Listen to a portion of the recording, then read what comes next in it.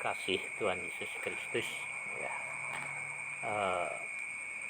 Sudah 2 hari ini saya mengikuti Somnas ya, Som Nasional di Rapat Kerja Nasional lewat Zoom ya, 42 orang peserta ya, dari kemarin sampai hari Jumat nanti. Jadi duduk mantengin layar, lalu layarnya kecil-kecil lagi. Waduh, perasaan saya itu lebih capek daripada hilir mudik seharian, duduk begitu saja itu.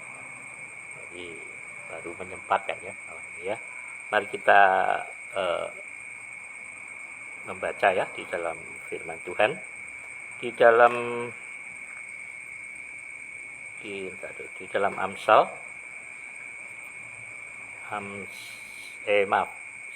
Amsal 12 ayat 25. Amsal 12 ayat 25. Kekhawatiran dalam hati membungkukkan, Amsal 25 ayat 26. Amsal 25 ayat 26. Seperti mata air yang keruh dan sumber yang kotor, demikianlah orang benar yang khawatir di hadapan orang fasik. Gitu kan. Firman Tuhan katakan bahwa kita semua ini ya, di dalam iman kekristenan kita dibangun di atas dasar fondasi daripada keselamatan kita di dalam oleh karya keselamatan yang dikerjakan oleh Tuhan Yesus di dalam kehidupan kita masing-masing. Tetapi kata firman Tuhan juga, perhatikanlah bagaimana engkau membangun di atas. Jadi masing-masing orang itu membangun di atas fondasi yang sama ya, tetapi dengan bahan-bahan bangunan yang berbeda. Dan rumah rohani ini akan diuji, saudara. Diuji oleh apa? Oleh api ya.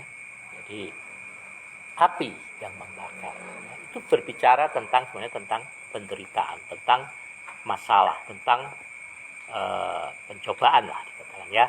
Nah, jadi kita semua saat ini kan menghadapi pandemi corona ini. Jadi semua orang di seluruh dunia, bukan hanya di Indonesia ya, semua orang seluruh dunia ini sedang menanggung pencobaan yang sama.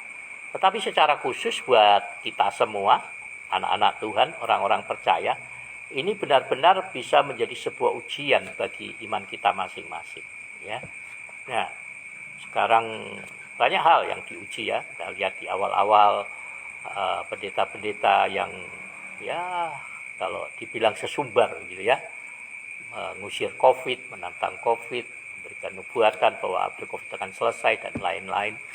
Sekarang sudah ya, kalau saya katakan sudah terdiam semua begitu ya. Yang biasa bikin KKR kesembuhan ya tahu-tahu tiarap semua ya. Nanti tidak tahu, mungkin habis COVID baru bikin lagi, sekarang istirahat dulu ya. Nah, tapi saya nggak mau mengkritisi hal begitu ya. Tetap ada yang kita dengar di Balikpapan, siapa itu namanya itu ya, dia membuat kesembuhan di jalan-jalan ya, puji Tuhan. Nah, tapi setiap kita masing-masing sebagai orang percaya, mari kita belajar untuk mempercayai Tuhan sepenuhnya, apalagi di dalam masa situasi sulit di sini.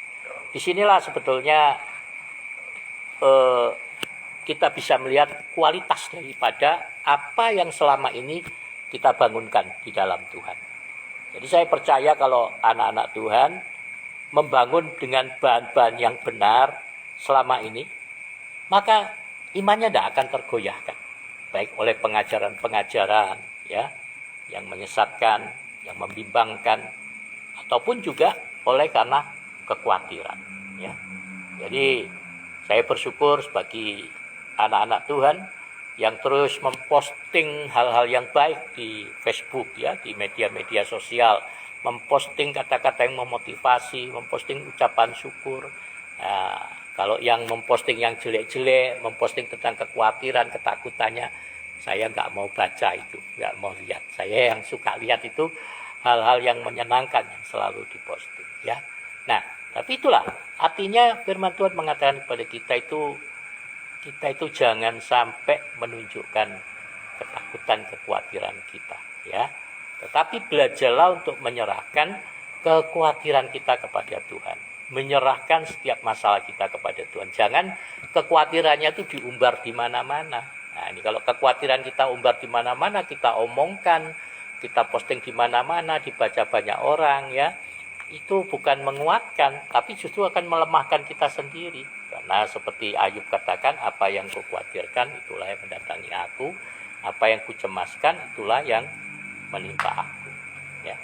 Tetapi di satu sisi yang lain, ya, ya, kita harus berjaga juga dengan kehidupan kita. Jadi artinya ya jangan sembrono dengan kehidupan kita. Di dalam masa-masa yang sulit ini saya harapkan supaya kita itu ya di pandemi ini bagus ya menahan banyak orang untuk tidak berpergian, tidak ini ya untuk menghabiskan uang dengan sia-sia begitu. Tetapi juga jangan karena terlalu khawatir kita berhenti menabur, kita berhenti memberi ya. Nah, tidak boleh juga ya. Jadi kita harus menunjukkan ya kepercayaan kita kepada Tuhan. Tapi di dalam arti mari ya jangan kita dalam arti begini, jangan kita melakukan apa yang hanya sekedar menjadi keinginan hati kita sendiri. Tetapi kita harus belajar untuk lebih mendekat kepada Tuhan ya. Jadi kalau di dalam ibadah-ibadah itu banyak orang enggak datang ibadah ya, biarlah tidak datang ibadah itu bukan karena kekhawatiran gereja akan menjadi klaster baru dari COVID begitu, tetapi oleh karena mentaati himbauan pemerintah begitu ya. Meskipun juga ya lebih banyak takutnya kayaknya. Ya nggak apa-apa begitu. Tapi jangan sampai kekhawatiran itu tercermin di dalam perkataan kita, tercermin di dalam perilaku kehidupan kita, apalagi tercermin melalui postingan-postingan sosial media ya. Tetapi mari sebagai anak-anak Tuhan kita tunjukkan kepada dunia ya, dan tentu itu pasti sejalan dengan iman kita ya. Saya katakan kalau kita membangun iman kita dengan bahan-bahan yang benar, yaitu terus dengan kebenaran firman Tuhan, dengan rasa syukur kita kepada Tuhan, dan kita memahami tujuan Tuhan, rencana Tuhan, kehendak Tuhan, mengerti siapa diri kita di hadapan Tuhan, bahwa Yesus mati untuk kita bukan, minta maaf ya, bukan untuk kepentingan kita, tapi Yesus mati untuk kita adalah untuk kepentingan Bapaknya. Yesus mati untuk kita adalah untuk membeli kita dengan darahnya, menjadikan kita milik kepunyaannya. Jadi bukan Yesus yang milik kita sebenarnya, kitalah yang milik Yesus. Jadi kita harus hidup sesuai dengan kehendak, rencana, dan tujuan Tuhan. Ya.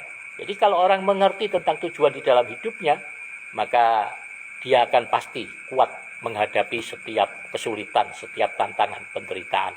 Karena setiap orang yang mempercayai bahwa dia adalah milik Tuhan, maka Tuhan sendiri yang akan memegang tangan kita.